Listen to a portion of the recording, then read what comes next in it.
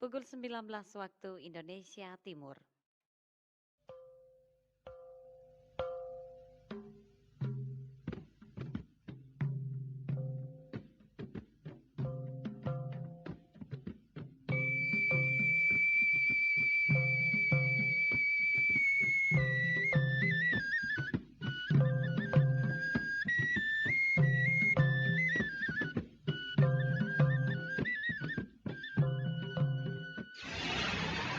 Kita ikuti Warta Berita RRI Tua.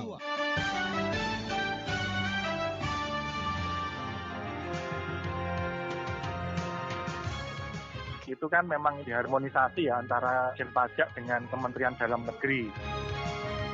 Waktu masa periode pertama mencantumkan KUR sebagai lumbung pangan Kota Tua, tapi sejauh ini tidak ada realisasi dalam masa 3 periode kepemimpinan ini.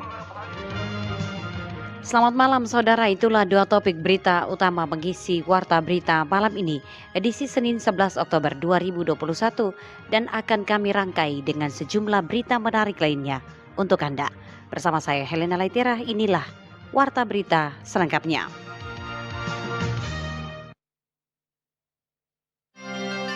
Anda masih mendengarkan RRI Radio Tangga Bencana COVID-19.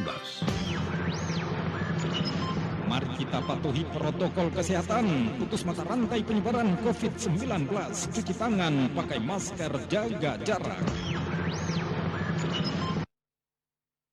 Berita pertama saudara, dalam menjalankan tugas dan fungsinya, Badan Narkotika Nasional Tual kerap dihadapkan dengan berbagai kendala yang tak jarang menuntut pihak BNN harus mensiasati kendala tersebut agar tidak mengganggu jalannya aktivitas, terutama dalam pelayanan publik. Hal ini diakui PLT Kepala BNN Tual AKP Laode Arif Jaya kepada RRI. Dikatakan salah satu kendala yang dialami pihaknya adalah kurangnya personil atau sumber daya manusia, namun menurutnya hal itu tidak menyurutkan semangat pihaknya dan menjadikan kendala tersebut sebagai sebuah tantangan. Kendala ya pasti ada saja kan, tapi dengan kendala itu kita minimalisir sehingga semua tugas dan kegiatannya bisa berjalan semua. Kalau kita bicara kendala ya pasti banyak lah, dari sumber daya barangkali manusia, jumlah personil segala macam. Itu memang kendala, tapi bagaimana kita mensiasati sehingga kendala ini bisa bukan menjadi halangan tapi menjadi tantangan untuk melangkah lebih maju lagi, barangkali begitu. Ditambahkan Arif Jaya, meskipun alami keterbatasan jumlah personil, tetapi semangat dalam memberantas narkoba di kedua daerah ini tetap dijalankan sebagaimana amanat undang-undang. Selain itu, membangun sinergitas dengan semua kalangan terus dilakukan guna memudahkan BNN Tual dalam mendapatkan segala informasi mengenai peredaran barang haram tersebut. Pemerintah rencana lakukan harmonisasi nomor pokok wajib pajak NPWP ke nomor identitas kependudukan NIK. Selengkapnya dilaporkan Maya Pranira. Setelah dilakukan pembahasan rancangan Undang-Undang Harmonisasi Peraturan Perpajakan RUU HPP oleh pemerintah dengan DPR RI Komisi 11, maka terdapat salah satu poin yang telah disepakati bersama, yakni penambahan fungsi nomor induk kependudukan NIK sebagai instrumen data perpajakan atau pengganti nomor pokok wajib pajak NPWP. Hal ini diakui Kepala Kantor Pelayanan Penyuluhan dan Konsultasi Perpajakan KP2KP Langgur, Luhur Ura Kusumadinata kepada RRI. Dikatakan saat ini pihak Direktorat Jenderal Perpajakan tengah melakukan harmonisasi data dengan Kementerian Dalam Negeri. Dengan demikian, maka ke depan NPWP akan dihapus. Hal ini sesuai dengan rencana pemerintah, yakni penggunaan NIK untuk semua jenis layanan publik. Itu kan memang diharmonisasi ya antara Dijen Pajak dengan Kementerian Dalam Negeri. Jadi nanti seluruh identitas itu ya nomornya satu aja, yaitu pakai berbasis NIK aja. Jadi nanti ke depan memang NPWP itu dihapus. Nanti semua pelayanan publik itu kan harus mencantumkan NIK-nya. Terkait mekanisme, Luhur menjelaskan bagi wajib pajak yang telah memiliki NPWP, maka wajib menggantinya dengan mencantumkan NIK pada syarat pengisian. Sementara mereka yang belum memiliki NPWP, maka langsung diinput berdasarkan NIK. Dalam masa peralihan kalau dia belum punya NPWP cukup NIK. Tapi kalau dia sudah punya NPWP, dia mencantumkan NIK-nya dan NPWP-nya. Kepala Kantor Pajak Langgur juga mengatakan harmonisasi ini dilakukan dengan tujuan meningkatkan pertumbuhan perekonomian perekonomian yang berkelanjutan dan mendukung percepatan pemulihan perekonomian serta mengoptimalkan penerimaan pajak negara guna membiayai pembangunan nasional secara mandiri menuju masyarakat Indonesia yang adil, makmur, dan sejahtera. RRI Tual, Maya Pranira melaporkan. Sebagai lembaga perantara keuangan, Bank Rakyat Indonesia punya kewajiban untuk menyalurkan kembali dana-dana surplus ke masyarakat. Hal ini disampaikan pimpinan cabang BRI Tual, Ronald Pinontoan kepada RRI di ruang kerjanya. Pinontoan menegaskan tugas utama BRI adalah menghimpun dana dari masyarakat serta menyalurkannya dalam bentuk kredit untuk meningkatkan perekonomian.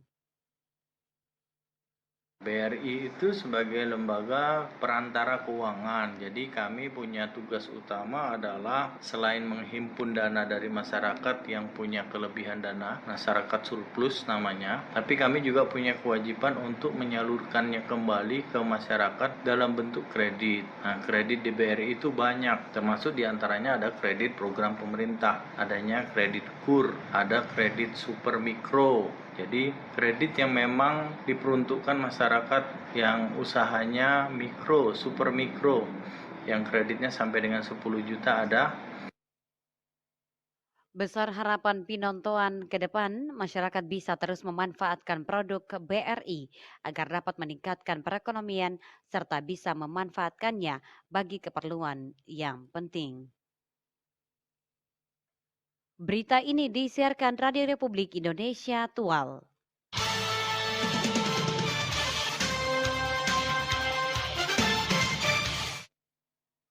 Beralih ke berita lainnya, Saudara. Aksi pemerhati mahasiswa Pulau-Pulau Kur dan Kur Selatan tuntut 8 poin penting kepada pemerintah Kota Tual. Selengkapnya dilaporkan Bakri Rumrah. Orasi adalah salah satu hal yang sering dilaksanakan sekelompok orang dalam rangka menyampaikan aspirasi serta tuntutan kepada pemerintah. Aliansi Gerakan Mahasiswa Pemerhati Pulau-Pulau Kur dan Kur Selatan melakukan orasi di depan pintu gerbang kantor Wali Kota Tual di bawah koordinator Astri Sirfev. Usai orasi tersebut kepada RRI, dirinya mengatakan ada 8 poin penting yang akan disampaikan dan pemerintah daerah harus menjawab. Ada 8 poin tuntutan. Yang pertama, kita menagih janji pemerintah daerah waktu masa periode pertama mencantumkan KUR sebagai lumbung pangan Kota Tua. Tapi sejauh ini tidak ada realisasi dalam masa 3 periode kepemimpinan ini. Persoalan telekomunikasi. Telekomunikasi ini menjadi salah satu poin penting untuk menjawab kemajuan dan menjawab persoalan-persoalan yang ada di sana. Persoalan infrastruktur. Sejauh ini kami dari warga masyarakat Pulau-Pulau Kur dan Kur Selatan itu, kalau dibandingkan dengan daratan, kami belum menikmati jalan. Sementara itu, Kepala Dinas Perindustrian dan Perdagangan Kota Tual Darnawati Amir bersama sejumlah kepala dinas mewakili pemerintah Kota Tual menerima aliansi pemerhati mahasiswa Pulau-Pulau Kur dan Kur Selatan. Kita bicara BBM, tidak mungkin kita bicara mengangkut 1-2 drum. Bukan, kita bicara mengangkutnya tol. Ya, supaya semua masyarakat bisa terpenuhi. Nah, BBM dalam jumlah banyak sehingga kita harus mencari sarana transportasi yang sesuai dengan minimal standar minimalnya itu adalah kayu yang sesuai dengan spek yang kita butuhkan. Kalau mengangkut BBM ke pulau itu memang peruntukannya adalah transportasi yang terbuat dari bahan besi. Darnawati Amir berharap orasi yang dilakukan Aliansi Gerakan Mahasiswa Pulau-Pulau Kur dan Kur Selatan, dirinya akan menyampaikan ke Wali Kota Tual sebagai penguasa di wilayah Kota Tual demi masyarakat Kota Tual secara menyeluruh, terutama masalah yang terjadi di Pulau-Pulau Kur dan Kur Selatan. Demikian Bakri Rumrah melaporkan. Menko Marves Luhut Binsar Panjaitan menegaskan harus ada industri sawit atau rumput laut yang mengakomodir petani dan nelayan di KEI. Karena dengan potensi yang begitu besar di Laut KEI, rumput laut yang dihasilkan pun berkualitas tinggi, maka nilai ekspor pun bisa didongkrak. Pernyataan ini disampaikan Menko Luhut saat diwawancarai RRI pada kunjungan ke Kota Tual dan Maluku Tenggara beberapa waktu lalu. Bibit ini saya minta supaya industrinya ada juga dibangun di sini. Tidak hanya sekedar dikeringkan, kemudian diekspor. Jadi ada industrinya. Sekarang kita harus maju berpikir. Bangsa ini tidak boleh bangsa yang hanya menerima gitu. Tidak. Kita harus ada nilai tambah. Karena kalau tidak ada nilai tambah, ini bangsa ini hanya sumber perasaan aja. Kita tidak boleh. Jadi saya berharap nanti pemerintah akan memberikan insentif bantuan macam apa saja, sepanjang tadi itu rakyat diuntungkan dan juga pemerintah diuntungkan, serta pengusaha sendiri harus juga untung. Menko Luhut juga menegaskan dengan adanya industri rumput laut, maka ke depan dijamin daerah akan menuju ke arah pembangunannya yang lebih baik serta memberikan suatu peluang usaha bagi masyarakat di bidang budidaya hasil laut.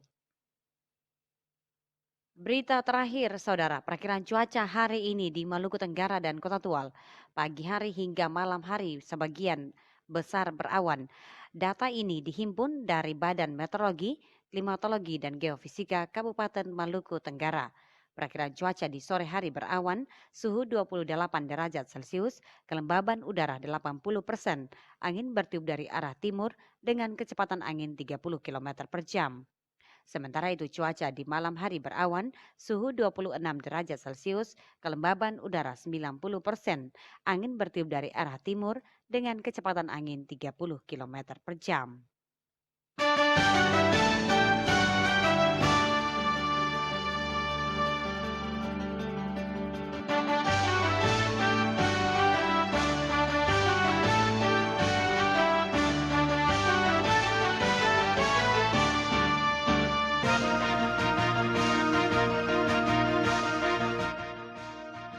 Saudara, sebelum menutup perjumpaan kita dalam Warta Berita malam ini, kami sampaikan kembali topik berita utama.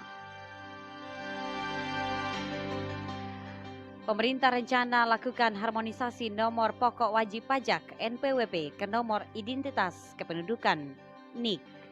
Aksi pemerhati mahasiswa Pulau-Pulau Kur dan Kur Selatan tuntut 8 poin penting kepada pemerintah Kota Tual.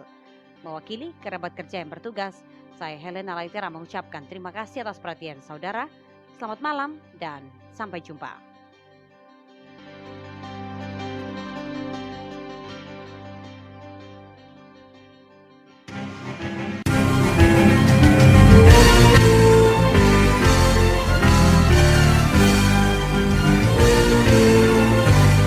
Sekian Warta Berita Daerah RRI Tual.